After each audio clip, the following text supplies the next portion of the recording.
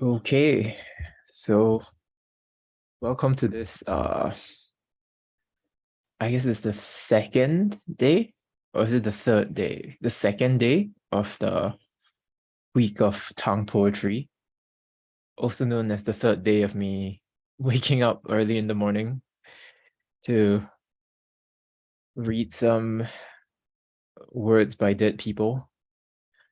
Yeah, wow. I, kind of worried. I hope I can still keep my voice by the end of the week, but yeah.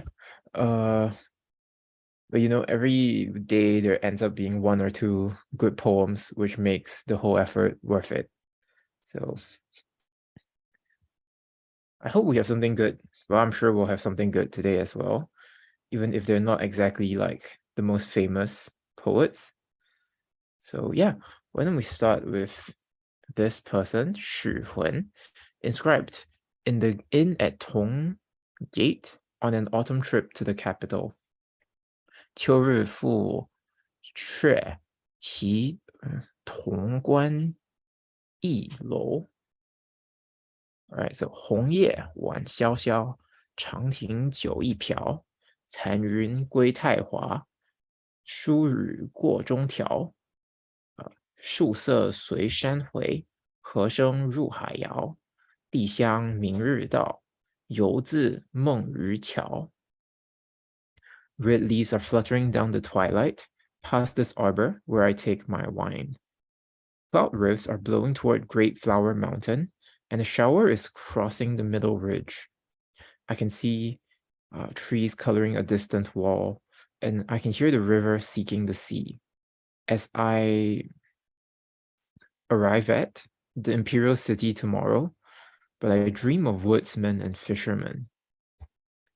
So what's the context of this? It's inscribed. I guess he inscribed it into an inn, is it? Okay, so apparently this is his first trip, Xu Hun's first trip into the capital, Chang'an, and so he wrote this as he was just in a little place outside the capital. All right, then let's yeah, that makes sense. And let's go through it line by line. So red leaves are fluttering down the twilight. Okay, past this arbor where I take my wine. I mean, here it just means it just is like a pavilion, right? Okay. And then cloud rifts are blowing towards Great Flower Mountain. Okay. And a shower is crossing Middle Ridge. So I wonder what these things are. Great Flower Mountain is just Huashan. Okay. It's a famous mountain. And then the Middle Ridge is just a name of a mountain also called Lei Shou Shan. So he's bringing in like specific place names here to really ground the scene. Yeah. Interesting. Interesting that he's not really describing these things, right? It's just he's describing the clouds and the rain that's happening around these things. Okay. Also, usually this is, I think this is actually a name in Japanese, like Chujo. So yeah, I mean, I knew it had to be a place, but like just in this context. But yeah, trivia, I guess. The next, I see trees coloring a distant wall. I can hear the river seeking the sea.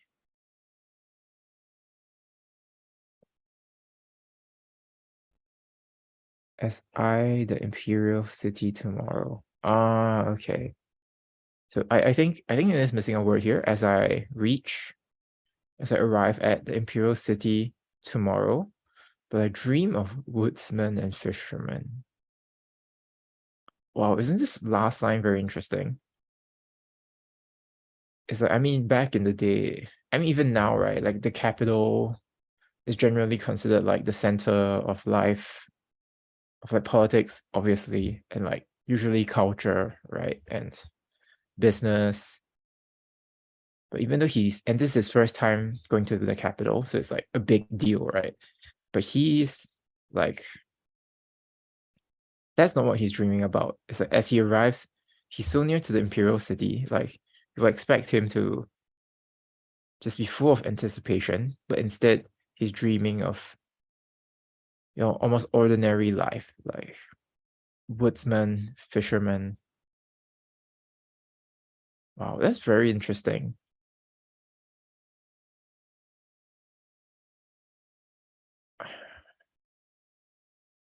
Hmm. I think it really does show what is his commitment or what he's really interested in, which is, I guess, nature and a simple life. Yeah, but this last line, I think that really makes the poem very interesting. Hmm.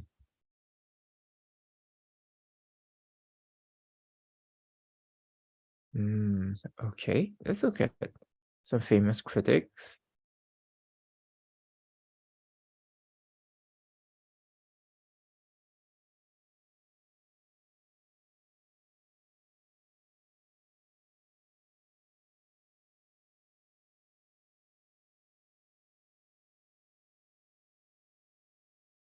Hmm.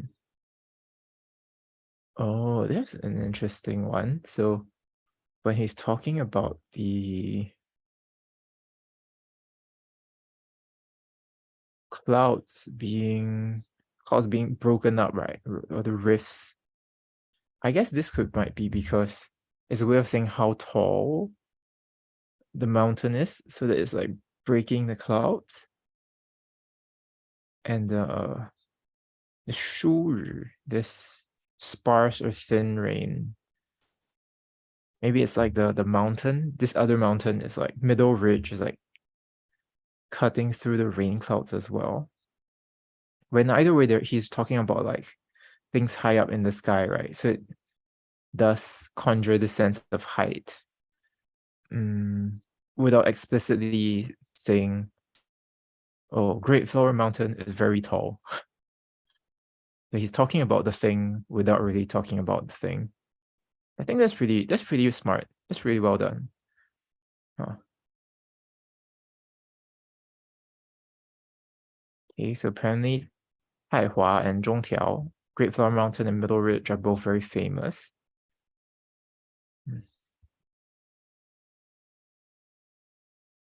Okay, I think that's about it for this one.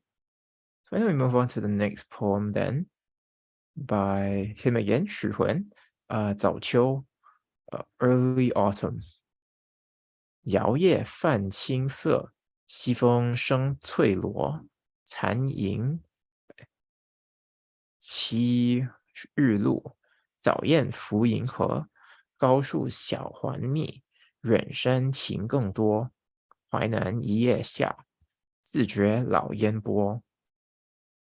There's a harp in the midnight playing clear, while the west wind rustles a green vine. There's a low cloud touching the jade-white dew, and an early wild goose in the river of stars. Night in the tall trees clings to dawn. Light makes folds in the distant hills. And here on the Huai, by one falling leaf, I can feel a storm on Lake Dongting. Dongting. Actually, this is part of three poems. A set of three poems. So this is the first of the three. Okay, so there's a kind of a different version here, which would make sense. So here, even though it's translated, I feel a storm on Lake Dongting. So on this other version should be 自觉洞庭波. So it literally names Dongting. But here, instead, this other version says 自觉老烟波, which is like old smoke.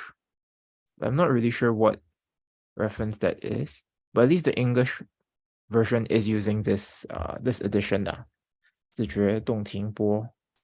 So let's just go with this edition, the Dongting version. And yeah, it's just a very famous Lake Dongting. Yeah, it came up a few times on the previous poems, right? It's something that poets often write about, a location, just because it's very scenic. Yeah. Okay, so what is the context for this?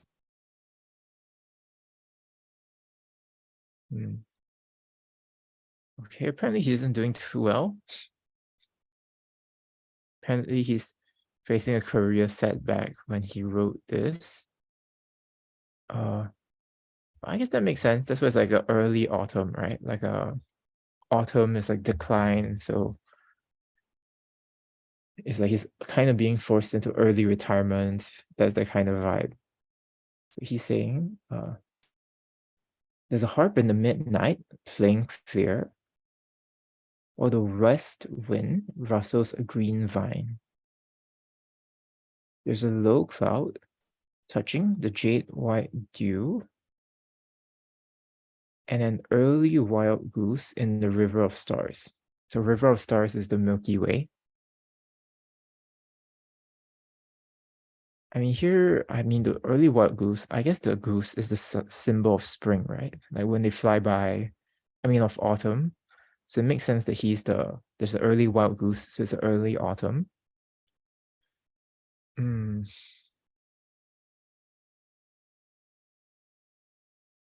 not sure how to make of this scene at first. Then next, night in the tall trees clings to dawn. Light makes folds in the distant hills. And here on the Huai, by one falling leaf, I can feel a storm on Lake Dongting. So it does seem kind of ominous, right? Like the leaf is falling. Usually that is a sign of the fall. Autumn, right? So leaves are falling, but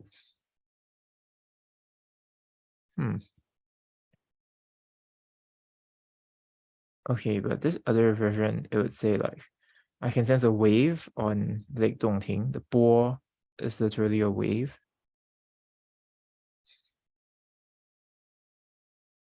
I guess that still can be read as ominous, but maybe less ominous than saying translating it as storm outright. I'm not sure if I can read like, if I didn't know that his career was going well, his career was not going well. If I didn't know that, I would just read this like as a normal like poem, or it's just a nice place. So I'm not sure if there's I think context is important, but I don't want to read too much into it right now. So it does seem like he's just describing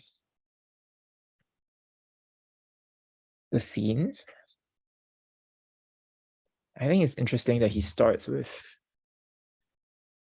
it as being like a harp in the midnight. So maybe that is a sign that this is all happening in the evening and he can't quite sleep, right? He has to be awake to notice all this. So there's a harp in the midnight playing clear. And then all these other things. Oh yeah, you can only see the Milky Way at night. So this has to be taking place at night. Right? And night in the tall trees clings to dawn. Yeah.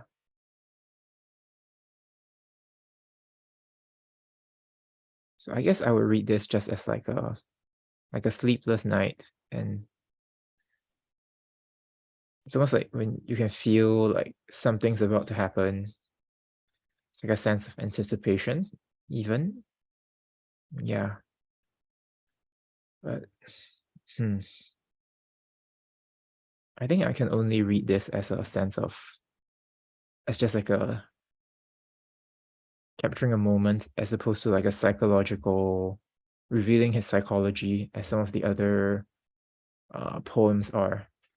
So yeah, and there aren't many famous critics, not much here. So I think, yeah, these are not super useful. So let's move on to this next one by Li Shangyin.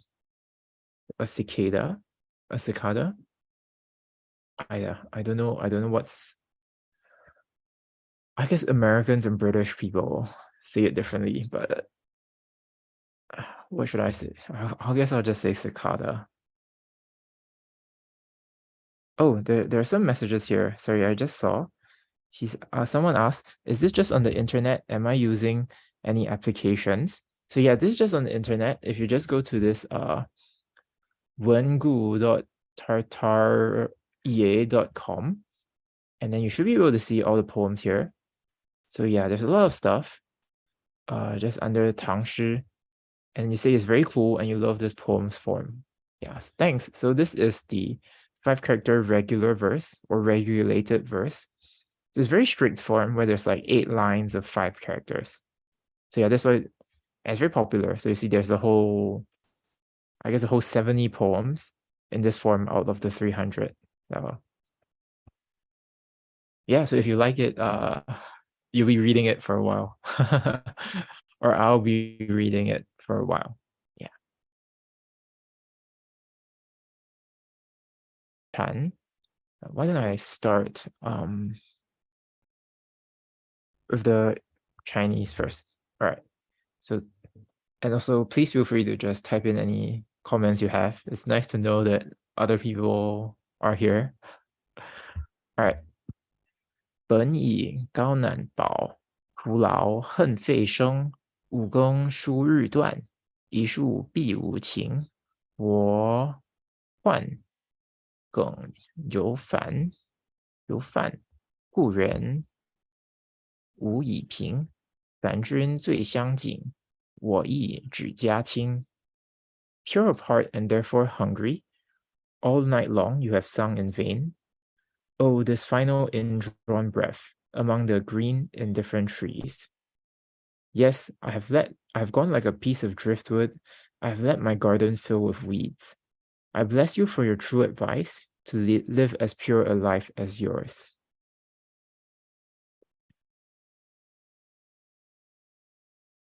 Well, clearly something's going on with this guy. Clearly it's more than just talking about the cicada, right? So, the context for this is classic.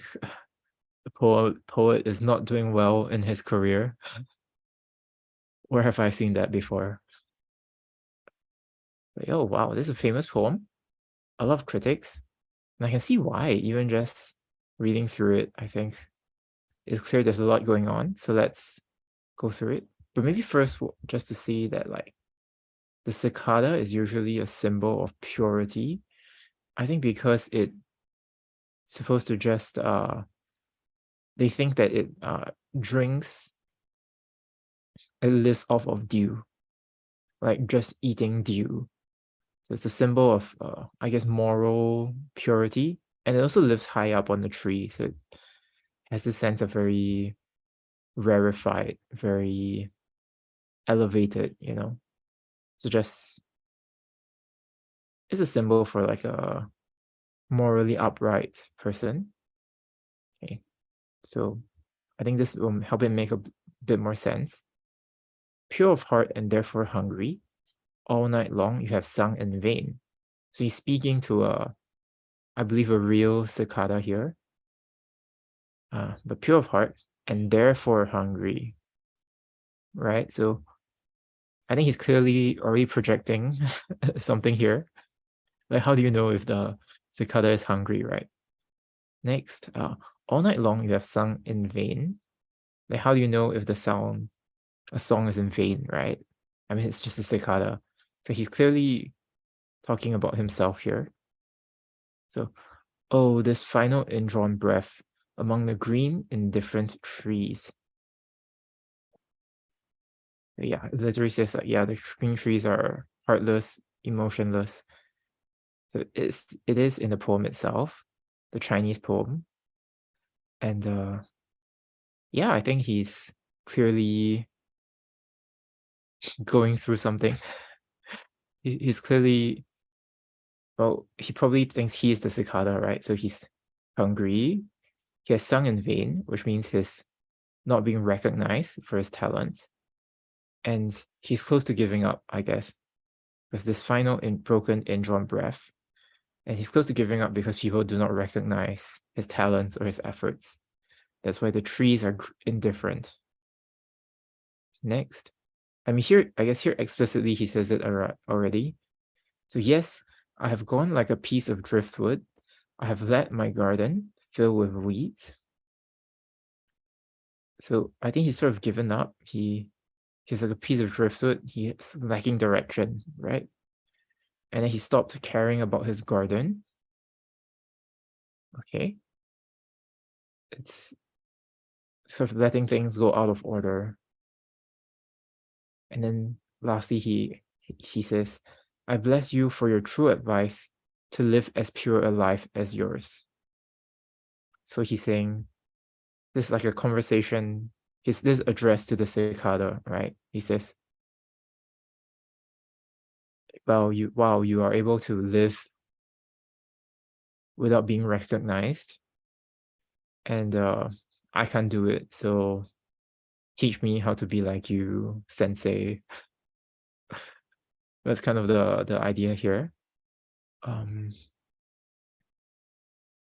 Very interesting.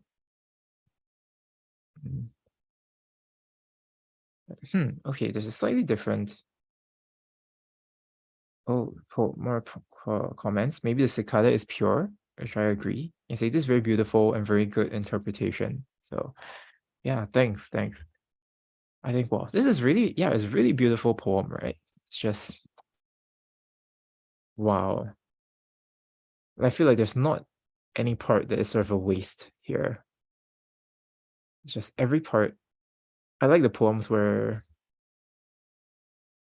everything is doing like more than one thing. So at least because you have so few characters to work with in such a form, you only have like 40 characters. So to make a really good poem, I think you really have to cram a lot into the space you have. Yeah. And yeah, it's like you know this guy's entire, like his whole life story almost, right? Just in this short piece. So at least you know his present emotional state. So yeah, I really love this. It's great. Okay, so let's look at some famous critics, and there's a lot. So that's how you know this is a famous poem, when everyone's like writing about it. Okay, next, what does it say?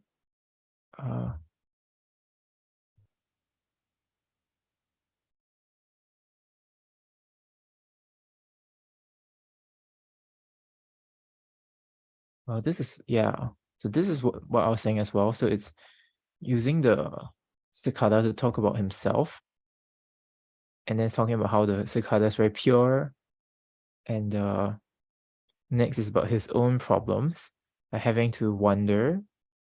And then his home is kind of poor as a result. And this is because he is, I guess, a bit too pure to do politics well. That's why he's, yeah, it's kind of hard, right? Yeah, if you're too morally uptight. Like, it's important to be upright, but maybe not uptight, you know?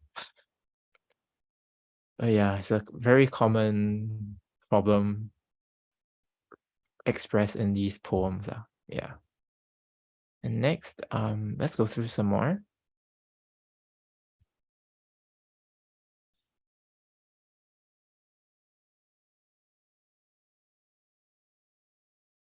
Oh,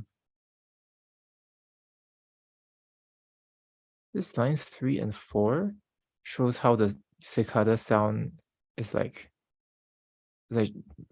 making the sound and then stopping. Okay, when you says the final indrawn broken breath. Okay, it's not really final. Like literally, it'll be like it's the intermittent, sparse, as though you wish to stop, right? So, okay. Oh, that's really interesting. So this is describing how it's like chirping and then it kind of stops.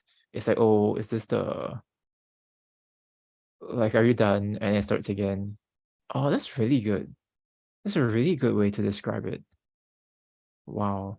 And it fits perfectly with the emotional state he's trying to convey, right?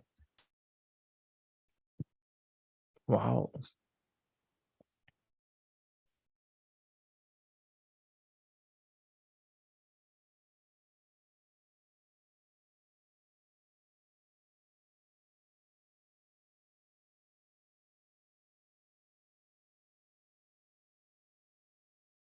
Hmm.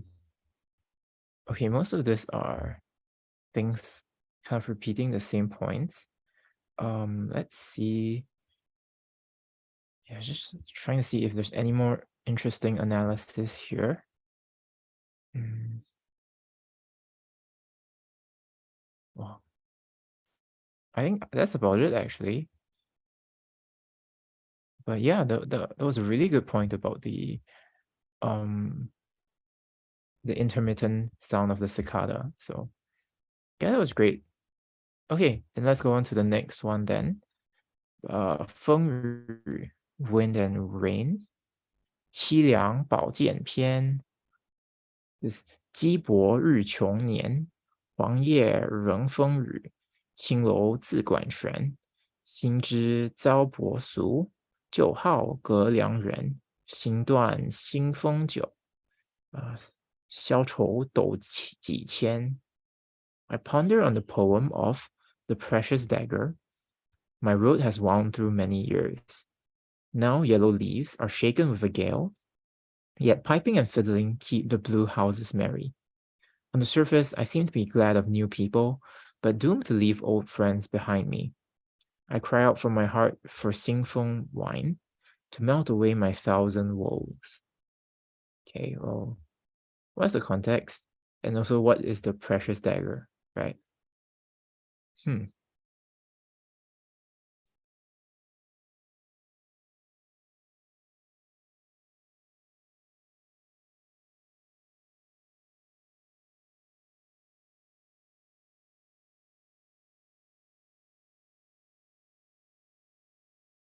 Okay, so the same vibe. It's like political troubles, the context. And here, yeah, the specific piece is the precious dagger is written by Guo Zhen in the start of the Tang Dynasty. So before his own time, I guess 1 to 200 years before his time. Yeah. Okay, so right, where is it?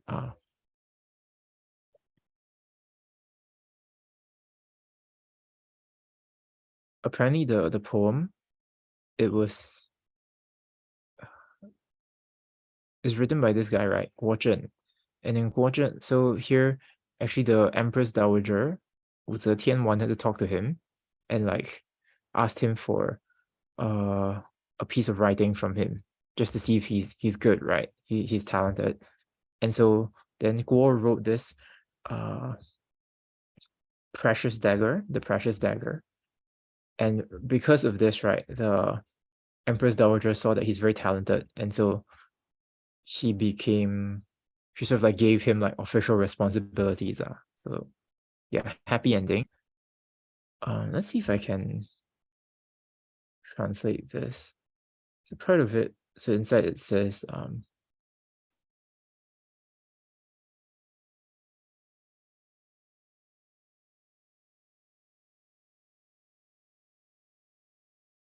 oh, that's really interesting. So even though I do not directly interact with the wandering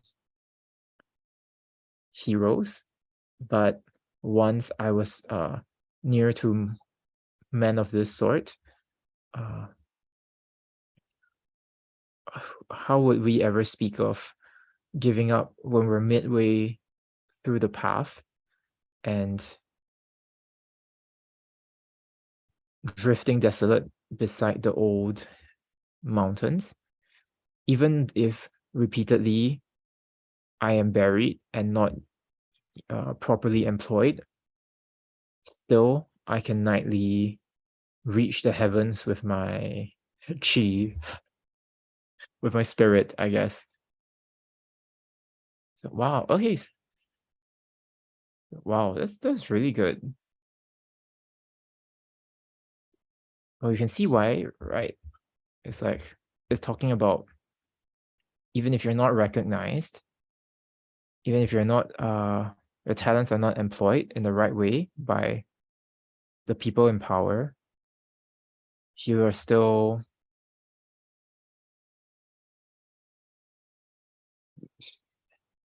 you're still full of chi. You're still have high spirits, I guess, very strong spirits. Yeah. So okay, now that we have the context, so that is like success story, right?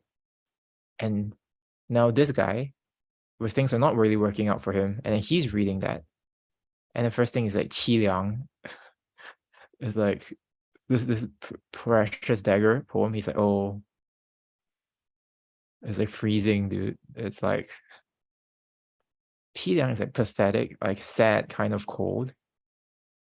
I think it's like clearly things are not really working out for this guy. So yeah, I ponder on the poem of the precious dagger. My road has wound through many years. Now yellow leaves are shaken with a gale, yet piping and fiddling to keep the blue houses happy. So what's the blue houses? It just means rich people's houses. Okay. I imagine his political rivals have the support of rich people. On the surface, I seem to be glad of new people, but doomed to leave old friends behind me. I cry out from my heart for Xin Feng wine. So it's just a place that's famous for great wine. Okay. Apparently there's a story where someone drank the wine and then got promoted for some reason. Okay, so I cry out from my heart for Xing Feng wine to melt away my thousand woes. Wow. So it seems like mm, mm,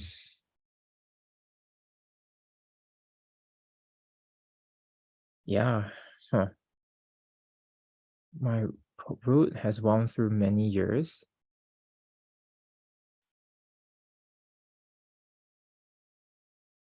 Hmm.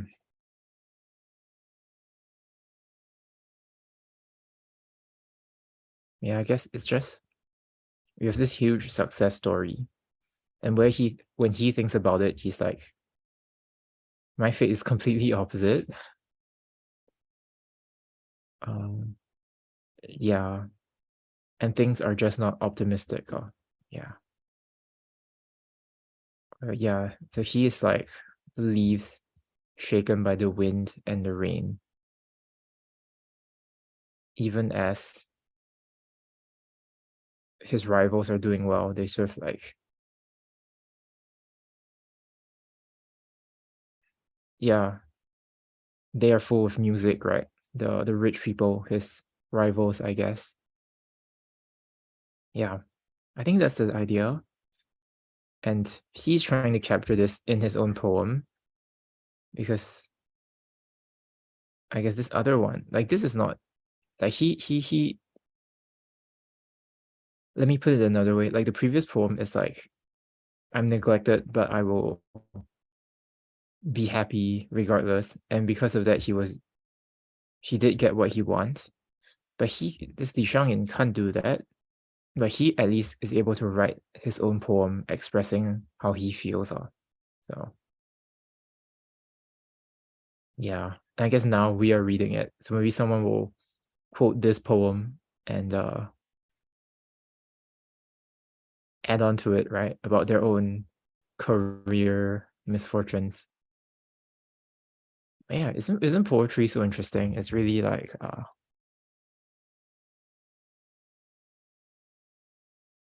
yeah, it really is. It's like even as it's you expressing yourself, but also it's you're just connecting with these people who had many of the same troubles and worries that you have. So yeah, really. And it's only 40 characters. Imagine that. It's yeah, and Chinese poetry is such an efficient way of reading, I guess, of such a very efficient form of art. Yeah. Okay, let's look at some famous critics. I'm just like talking about my own stuff. But you say, yes, poetry is very neat. So yeah, right? Like I wasn't expecting to like reading poems as much as I have for this stream. And you like the reference to the other poem, right? Isn't it cool? Like it'd be so cool if you read another poem where it's like referring to this one, which there probably is, you know, so many poems have been written. So really cool stuff. Okay, so famous critics, let's see.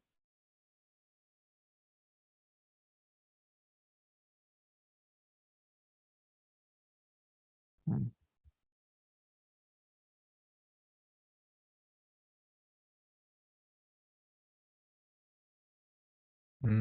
Interesting.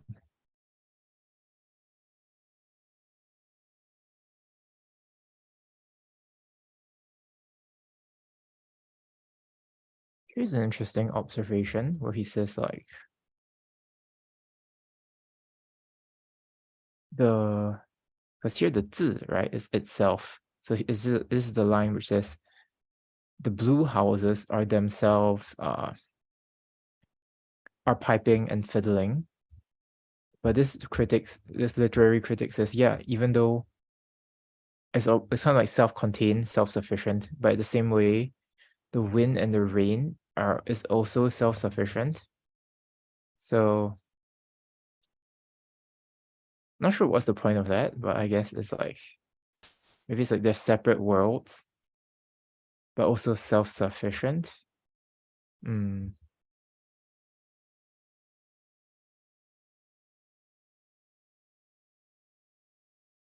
But okay, actually, interesting observation, but I'm not sure what the point would be. Because here it's not 字, right? There's 人.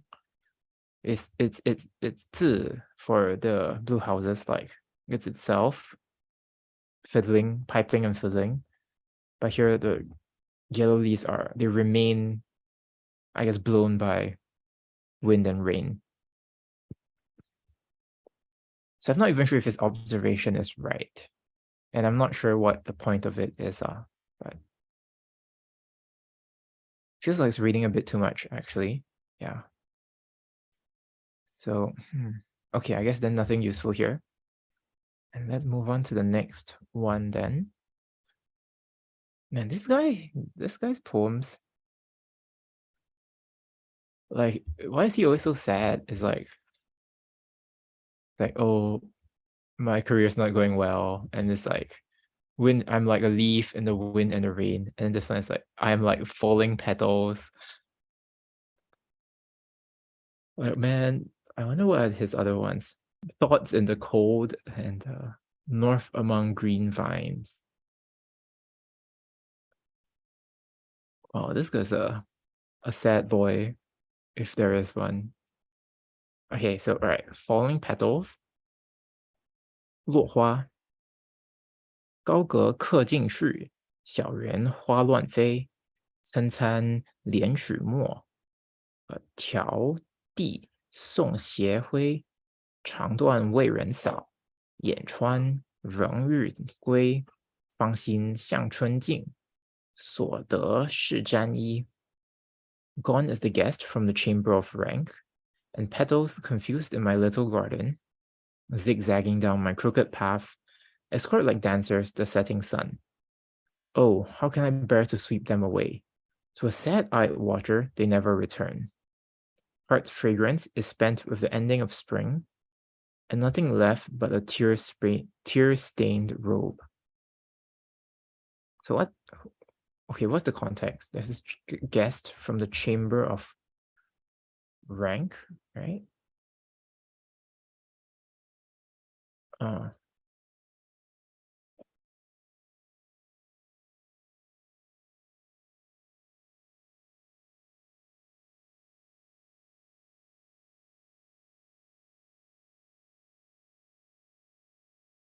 okay, apparently it's just,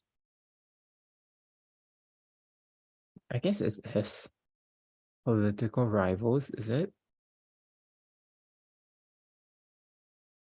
I guess so. So gone is this guest, okay, from the chamber of rank, and petals confused in my little garden, zigzagging down my crooked path, escorted like dancers the setting sun. Oh yeah, I think falling petals is pretty obvious that he's not too happy. Then, oh, how can I bear to sweep them away? To a sad-eyed watcher, they never return. Heart's fragrance is spent with the ending of spring, and nothing left but a tear-stained robe. Oh, I can't bear to sweep them away.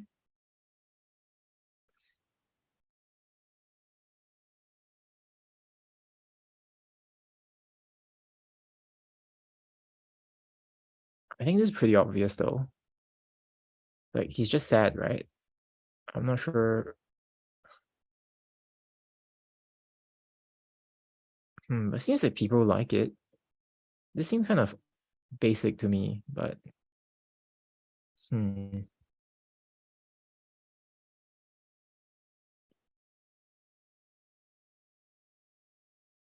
maybe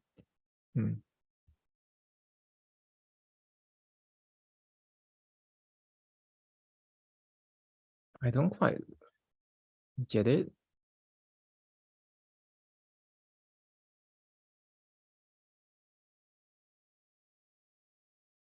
Yeah. And personally, I feel like he could have done more with this image. Like, it's, if you want to talk about falling flowers, I think talking about like the transience of life, sort of like I guess the whole like, what's that called?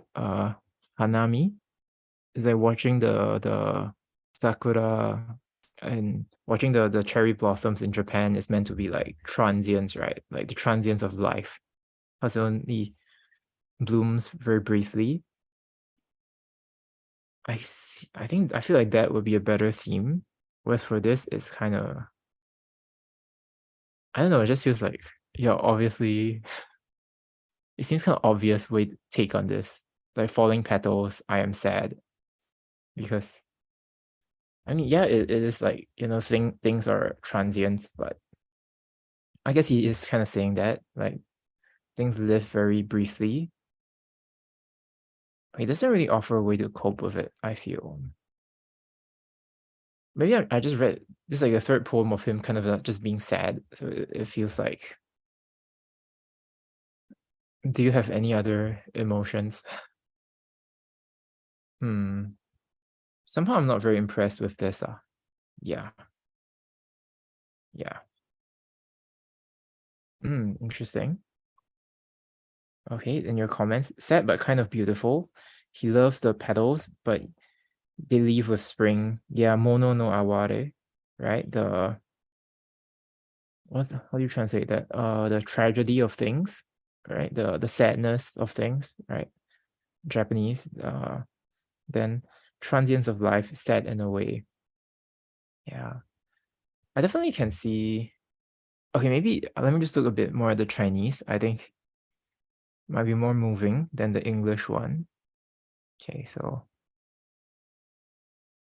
the first two lines are pretty good. So sending away the setting sun as well. So it's both sunset and falling petals. But I guess if it was me, I would want to read the sunset as more optimistic, right? Because it's always gonna come back the next day. I mean, hope presumably, yeah. And then it's really sad. So when it's like about this like extreme sadness, this expression is like when your intestines are like breaking. Like that's the kind of like I guess like the most extreme expression of sadness in Chinese. Or at least like in classical Chinese poetry, yeah. Then this one I'm not really sure. Line number 6. How did they translate this?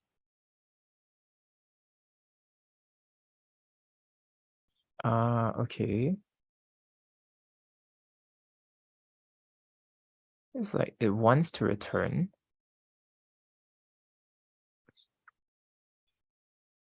I guess it's like, is it also saying the petals want to return? Yeah, but heart's fragrance is spent with the ending of spring and nothing left by a tear-stained robe. Okay. I think nothing too different from the English. It's a pretty good poem, but I think just I like the cicada one better. Yeah. Yeah. You say I think it has a kind of beauty to it though. That's true. Yeah. I guess the image itself is very powerful, even if it is a bit overused. It's like sunset. The flowers are, all the petals are falling. It is something, right? It is something. Yeah.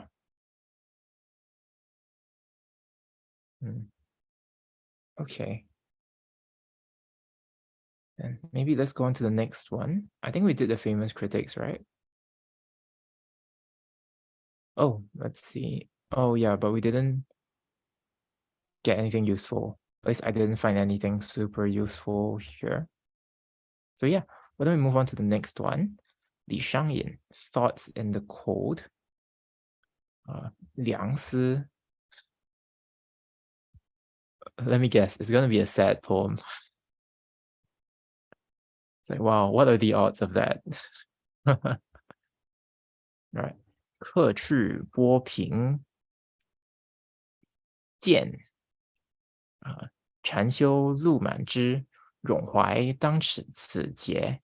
一粒自宜时，北斗兼春远。南陵日始迟，天涯沾梦树。一物有心知。You are gone. The river is high at my door. Cicadas are mute on dew-laden boughs. This is a moment when thoughts enter deep. I stand alone for a long while. The North Star is nearer to me now than spring, and couriers from your Southland never arrive. Yet I doubt my dream on the far horizon, that you have found another friend. He sounds really jealous. What's going on? Okay. Okay. Trying to find the... Oh, there aren't even any famous critics or historical context. No. I think there's another page. Yeah, Chinese Wikipedia is not very good. So you see there are 2 pages for the same poem, which is kind of weird. All right, the background for this is just...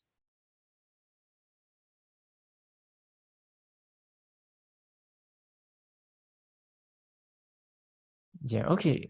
I wasn't sure if it's a romantic poem or like a friend poem, but they say it's possible it's a romantic poem. Yeah. So let's go through it again. You are gone. The river is high at my door.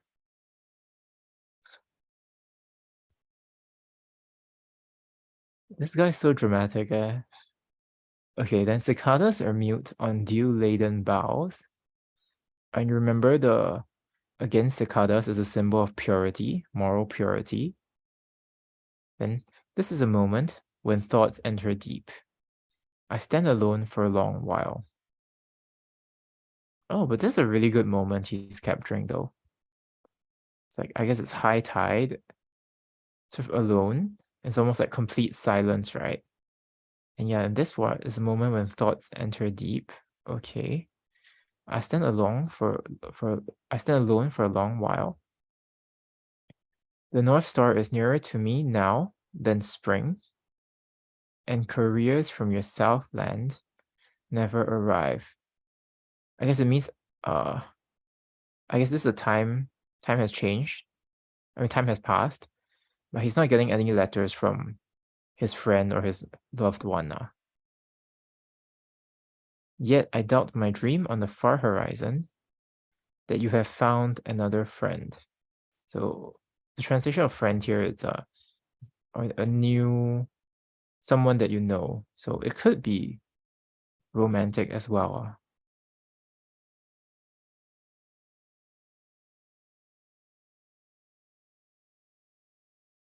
Hmm.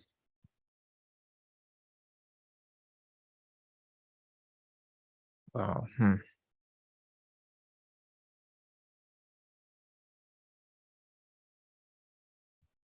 It does seem like there's a passage of time between lines 4 and 5. I mean, there are this ellipses in the English translation, but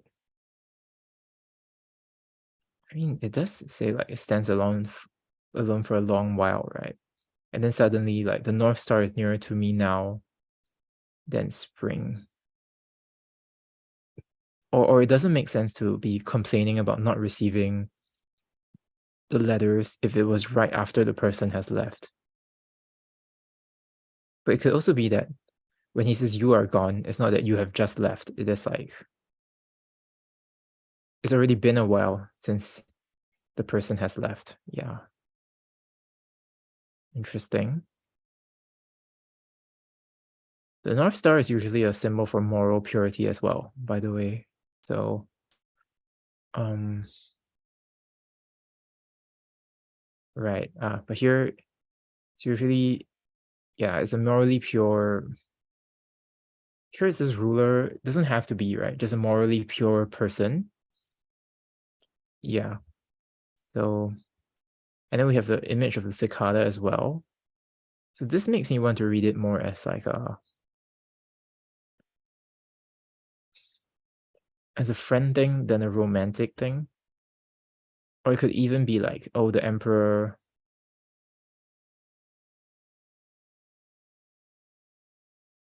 Could even be like the emperor. It's talking about the emperor, whether he has found a new favorite official. Yeah. Hmm. There's definitely something going on with the cicada and the North Star, I think. Yeah.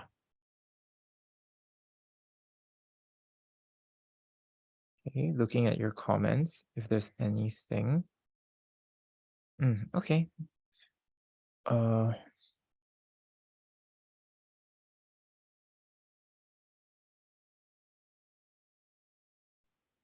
I wonder why this guy always writes sad poems. Is he always sad? Or does he only write poems when he's sad? Because if he's only sad, that's really tragic for him. Yeah. Oh. That's interesting though. So I didn't really think about, so they point out that it says thoughts in the cold, and it says you can really feel the cold as you read the poem, which I think is true, right? But the first one, it is more of like a physical coldness. I mean, yeah, like the river is high at his door, so that's got to be cold, right? And then the boughs are full of dew, so probably early morning, also pretty cold, right? And then I guess that's more of a physical coldness. Oh, but emotional coldness is the second part where it's like you never receive word from your friend and you worry like, oh, maybe you found someone else. And it seems like he dreamt that happened actually.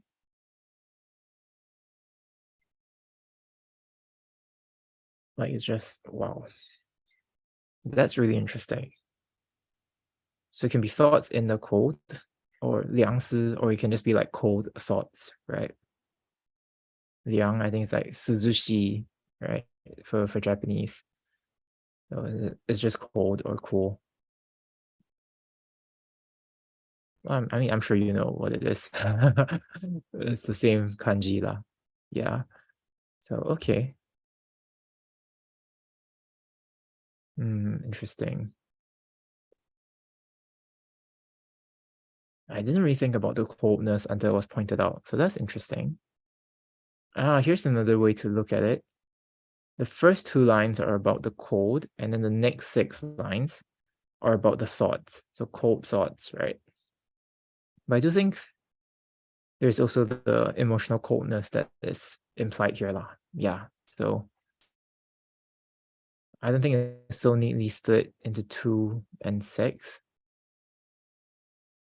Okay, that's probably it for this one. So let's move on to the next poem. Oh, some comments first. So there's a sense of longing, thoughts in the cold, and you like this impression. Yeah. I think it was really smart to tie the whole thing through the feeling of coldness. It's like the physical and emotional coldness. I think is really, really smart. Like, yeah. And yeah, it's just a good device, I think. It's a good way to, I think Chinese poetry tends to, they want to describe like specific tangible things, and then also the emotional state. So I think using the cold to tie both of those together was really well done. Yeah. This guy's good. I mean, he's super famous, Li Shangyin, but yeah, he's good. Hey, I think this might be the last one we have from him for today. So now we have North Among Green Vines, 北青罗. Hey, so let's give this a read. 残阳西入烟，茅屋访孤僧。落叶人何在？寒云露几层？独敲初月，独敲初夜。庆，闲疑一枝藤。世界微尘里，勿宁爱与憎。Where the sun has entered the western hills, I look for a monk in his little straw hut, but only the fallen leaves are at home. And I turn through chilling levels of cloud. I hear a stone gong in the dusk. I lean full weight on my slender staff. How within this world, within this grain of dust, can there be any room for the passions of man? Feels like he has actually found some inner peace in this one. I might be wrong, but yeah, I think. Oh, how good for him. So the context is like in year 828, he tries to seek like spiritual guidance, and now he's looking for a monk in the mountains, and he has found some spiritual fulfillment. Good for him. Good for him.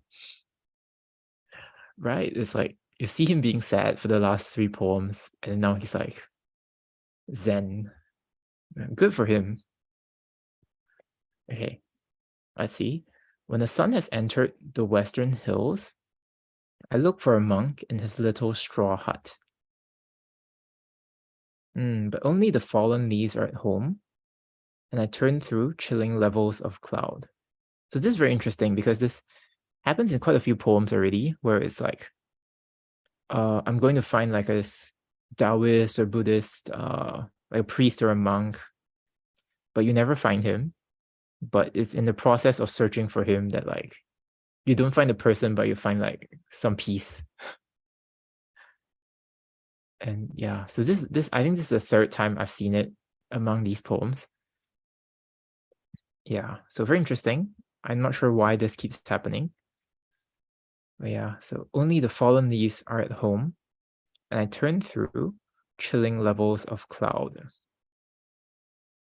Hmm. Okay, so it seems like here, if we read cold as sadness, which would make sense with in light of the previous poem, but it does seem like he's still not really at peace here. But next, then suddenly,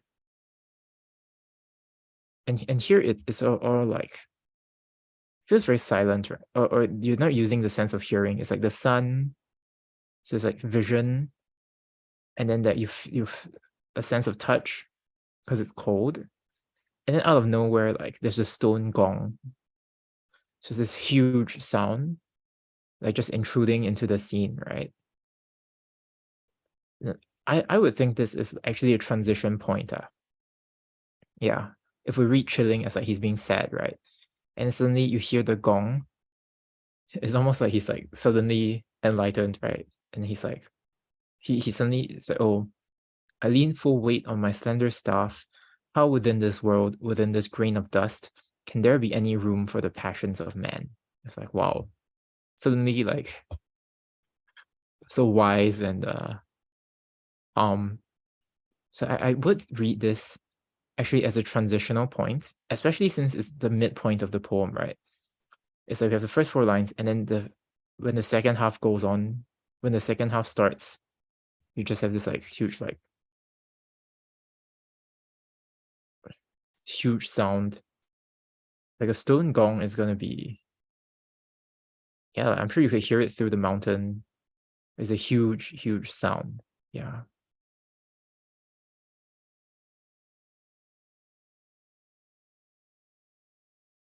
I wonder what is his realization.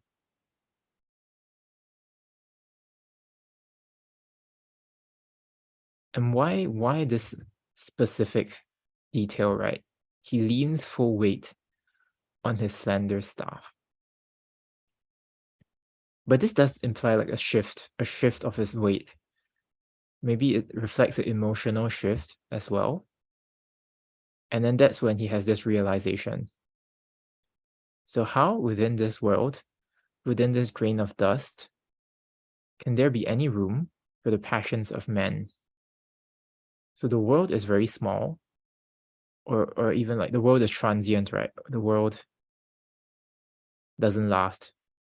It's small across space and across time, I guess. So then all these things we attach value to, what space is there for that? Like do all these small setbacks that seem so huge to us, does it really matter? And I think this makes a lot of sense, right? Like feeling you have the huge sound, and that reminds him of, because of something so big, everything else seems small. So I'll be very surprised if this is not a famous poem. Apparently it's not, but I feel like this is so good.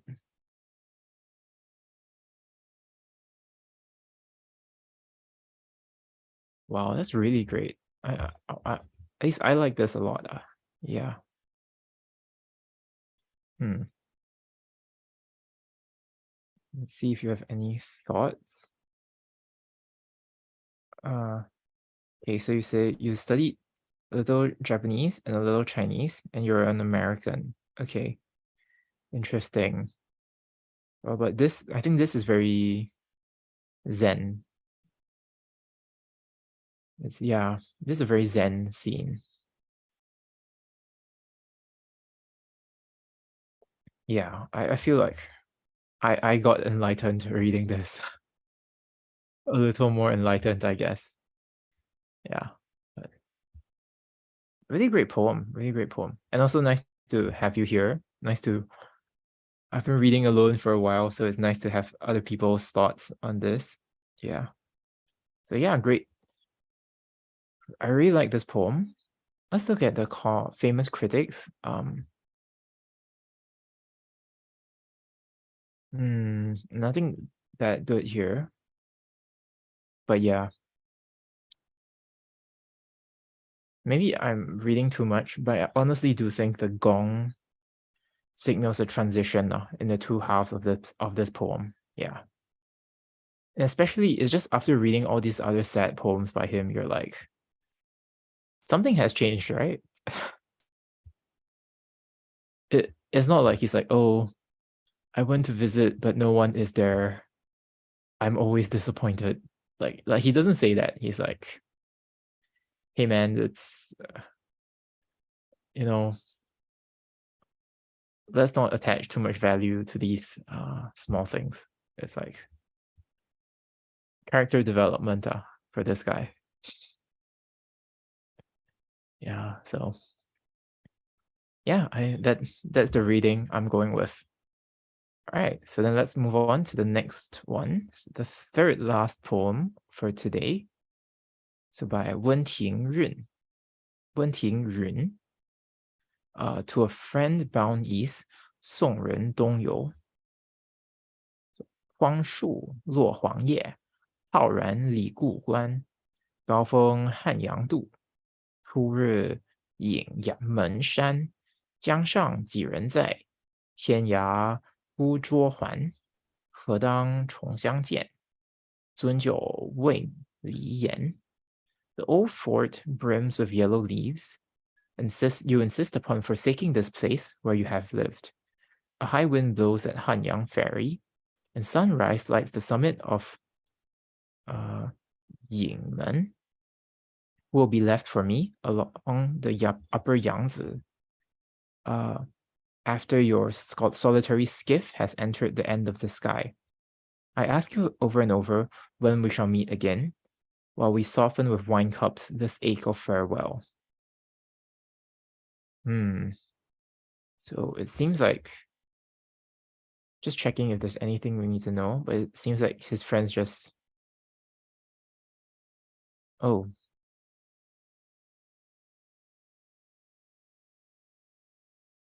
I thought I think it's his friend is going east, but apparently he's moving as well from the context.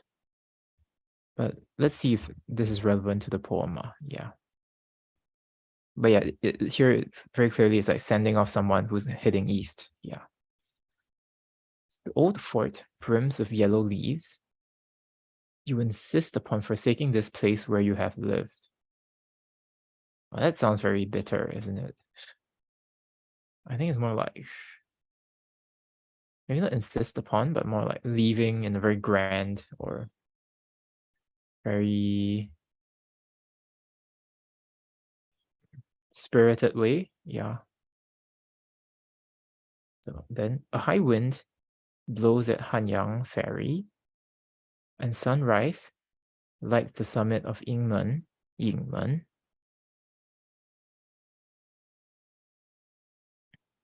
So here I think it's kind of, like things seem to be going pretty well here, but then suddenly it transitions. Who will be left for me along the upper Yangtze after your solitary skiff has entered the end of the sky? I ask you over and over when we shall meet again, while we soften with wine cups this ache of farewell. Wow. Somehow I'm really moved by this. Yeah.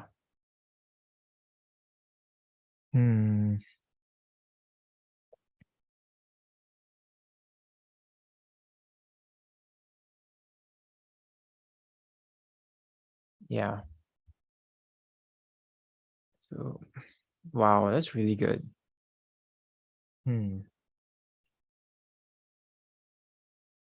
So I guess even from the start, it is kind of sad because it says the old fort brims with yellow leaves. So, falling leaves, classic symbol of I guess decay, decline, melancholy, right? That's I think the next three lines seem kind of optimistic. You know, you're leaving in a very grand, spirited way.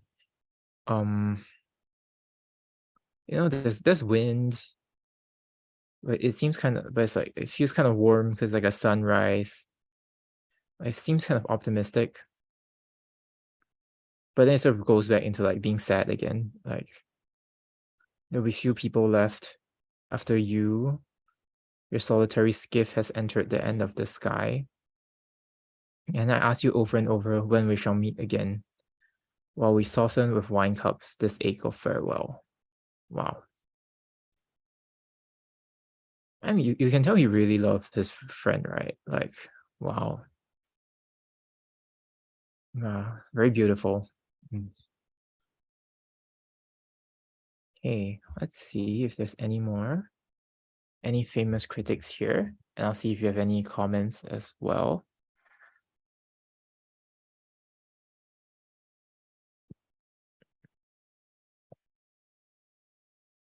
Okay, so you feel the ring of Zen. Oh, this for the previous poem. And the gong makes him realize something. Okay, so you agree with my reading there. That's good. Oh, that's nice, yeah. And then I guess for this one, let's look at the famous critics then. I don't know if there's much to analyze. It seems kind of, yeah, it's just a good poem. Yeah.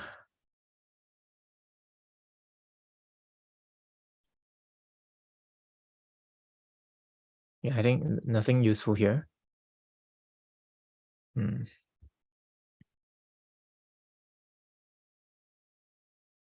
Just, I do think that translation sort of makes him seem more, a bit more bitter than it is. It's like, you insist upon forsaking this place, and I asked you over and over.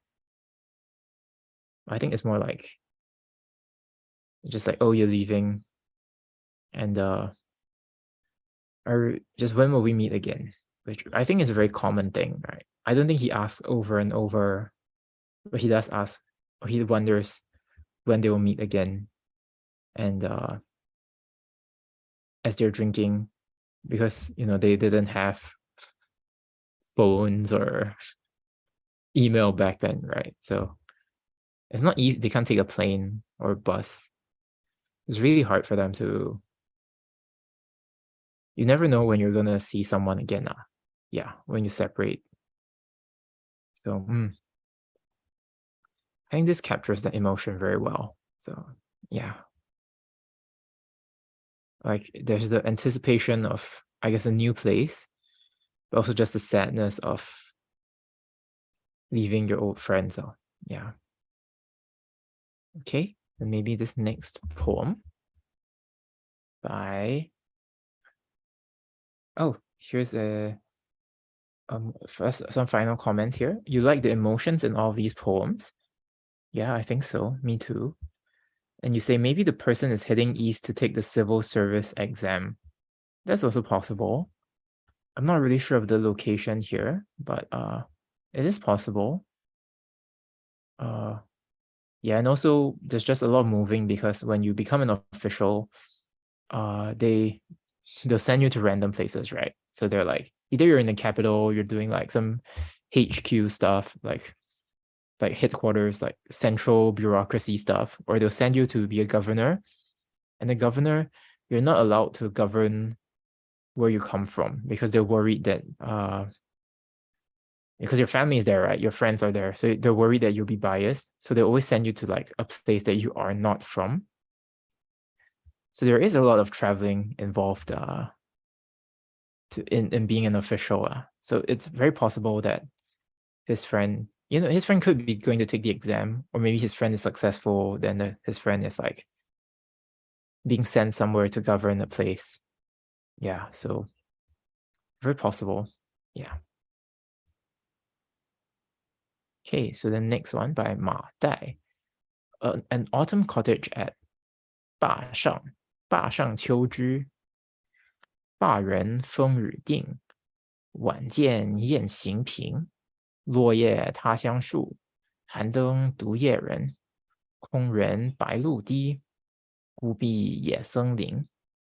寂寞交飞酒，何年至此身？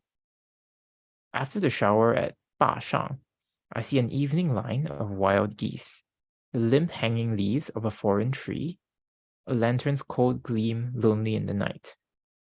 An empty garden, white with dew, the ruined wall of a neighboring monastery. I've taken my ease here long enough. What am I waiting for? I wonder. Translation's a bit odd, but let's see what's the context for this.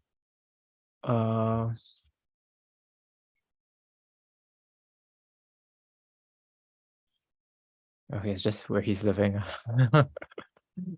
Nothing too fancy, I guess. Okay, so Ba Shang is just a place, yeah? Let me check actually. Ba Shang. Okay. Apparently it's a place for people who want like career-driven people. So I guess it is for people who want to maybe take the exams. That's possible. So after the shower at Ba Shang, I see an evening line of wild geese, the limp hanging leaves of a foreign tree, a lantern's cold gleam lonely in the night. So clearly, he's not at home. This is a foreign place to him, even if he's kind of getting familiar with it. And then an empty garden, white with dew, the ruined wall of a neighboring monastery. I've taken my ease here long enough. So this last part, I disagree with the translation. It should be, how many years will I stay here? Because literally like 何年, right? How many years? So it's not. So I think he does know what he's waiting for, because I imagine he's just studying. But he's asking like, how many years am I going to dedicate to this? You know, will I ever pass, right? If I fail, I'll take it again. So yeah, just I think he's missing home, and he wonders if all his loneliness, all his pain is meaningful at all, because like if he succeeds, then this will retroactively become like worth it, right?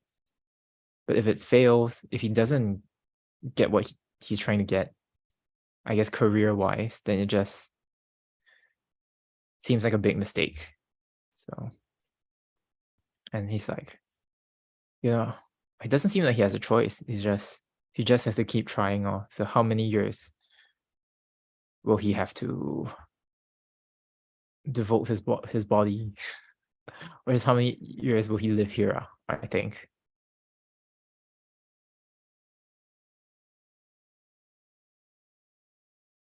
Oh, but the alternative.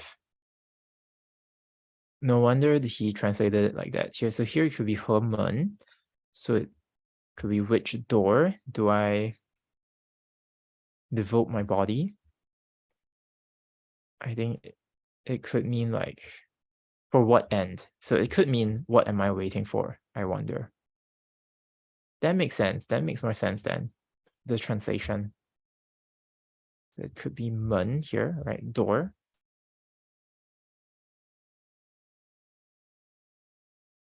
Yeah, I know this isn't traditional characters. This isn't simplified, so it might be a bit confusing.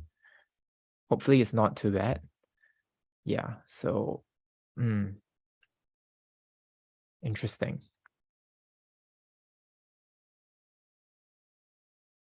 I think it captures pretty well this sense of just uncertainty as you're working towards something. Yeah, just you're suffering and you don't know if there's meaning to the suffering, or when, if ever, the suffering will end. So yeah, I think at least that's something I can relate with. Done enough studying in my life to know suffering. know this sort of suffering at least. Yeah. Let's see. You say thank you so much for this live stream. Oh yeah, thanks. I guess maybe you had to go. But yeah, if yeah, I'll be doing this for the rest of the week, and I have done like 25 other ones, I think. So yeah, feel free to watch those if you're interested. I think I get better over time, so I probably was not as good at the start. So for what it's worth, yeah. But if this is good, I might keep doing them once I'm through with all 300. I might do another set of poems, but let's see. Yeah. Okay, let's just go through the famous critics for here. I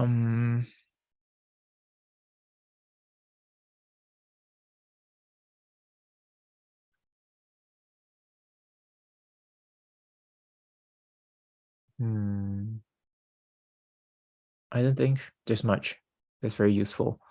Let's move on to the last poem of the day then, by Ma Dai again. So thoughts of old time on the Chu River. 楚江怀古，露气寒光急，微阳下楚秋。人题洞庭树，人在木兰舟。广泽生明月，苍山夹乱流。云中君不见，定西自悲秋。A cold light shines on the gathering dew as sunset fades beyond the southern mountains. Trees echo with monkeys on the banks of Lake Dongting, where somebody is moving in an orchid wood boat. Marshlands are swollen wide with the moon, while torrents are bent to the mountain's will. And the vanished queens of the clouds leave me, sad with autumn all night long. What's the deal here? What's going on?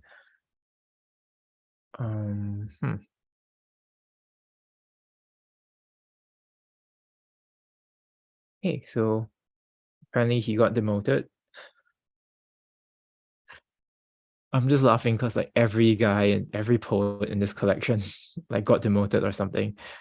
But yeah, but he's just visiting Chu River, and he sees Lake Dongting, right, which we've seen earlier today, and just throughout the 300 poems as well. So let's see. A cold light shines on the gathering dew as sunset fades beyond the southern mountains. Trees echo with monkeys on the banks of Lake Dongting, where somebody is moving in an orchid wood boat. It's a very interesting scene. I'm not sure what's the emotion he's trying to convey, but he does say he's thinking of old times, right? I guess just a tangent, the Mulan here is the Mulan from Disney, right? It's exactly these characters. So this, I guess, orchid wood is the translation here. Okay, next, marshlands are swollen white with the moon, while torrents are bent to the mountain's will, and the vanished queens of the clouds leave me. This is a bit confusing. Sad with autumn all night long. So what is the vanished queens of the cloud? Oh, okay, I think it just means like, I mean, literally it's just the people. It doesn't have to be female, but like the people in the clouds. So these are like I mean, these are supposed to be like the immortals, right? The deities living in the clouds. And you don't see them, at least literally, like you do not see them. And so he's alone.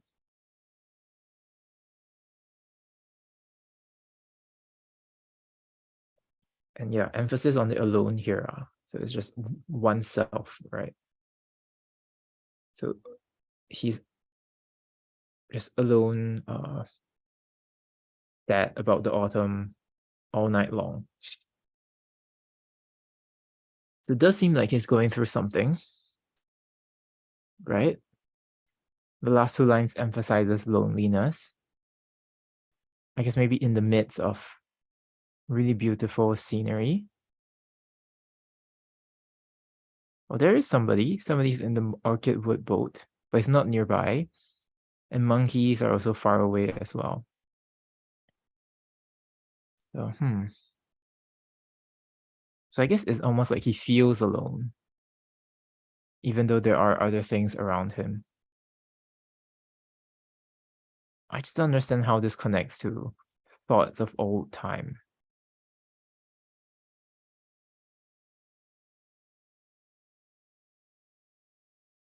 I wonder if there's any. This is part of a set of 3 poems as well. So I wonder if the other 2 poems we'll be reading tomorrow. Let's see. Nope. So this is only one from the 3 in the collection. So,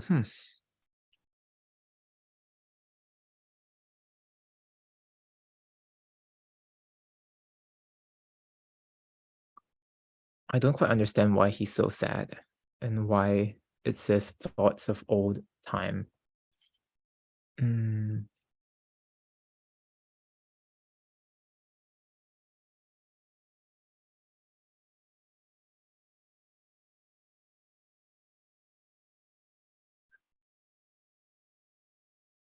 I don't know. Not really sure about this at all. Okay. See, 云中君不见. Who is the one who doesn't see? Who is the subject? I think it should be 云中不见君. So 云中物不见君. So, or actually in modern Chinese, 我不见到云中的你. So I do not see you among the clouds. I think the subject is I, but it's omitted here. So it could be you do not see. That could also be the deities in the clouds do not see. But I'm tempted to read this as the object. Yeah, as opposed to the subject here.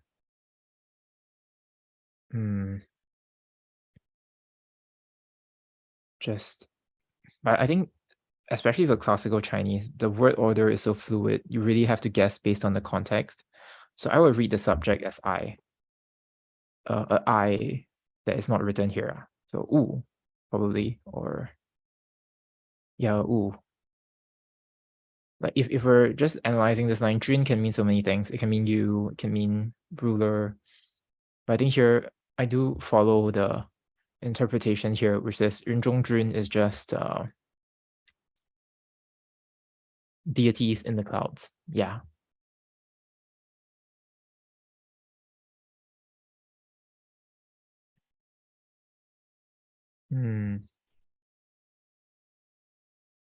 Interesting. Okay. Yeah, you say okay, thanks. Yeah, no worries. But I don't know what to make of this poem. Yeah, just very puzzling to me.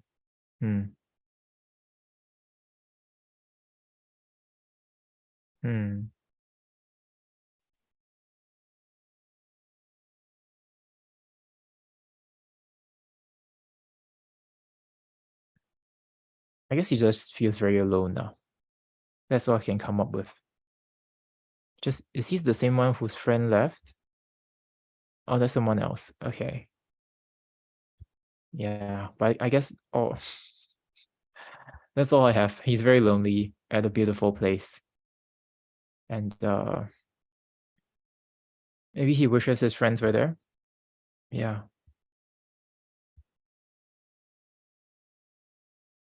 Yeah, I think that's all I can come up with for this. But do let me know if you have other thoughts. And yeah. Oh, you say he longs for old times. That makes sense. But I'm not sure what the old times would be here. Like, 静息自悲秋. Yeah, I would need more context, but the context here is so not very helpful, at least for the Chinese Wikipedia. Well, it does say he got demoted. So maybe old times just means He wants to get his job back. Oh, this is an interesting point, but because this is 立洞庭, this is where all these famous poets have written, right? So maybe looking at this, oh, maybe the immortals in the clouds are like the famous poets of the past. Oh, that's interesting. So that's why he's thinking of old times. That might be possible.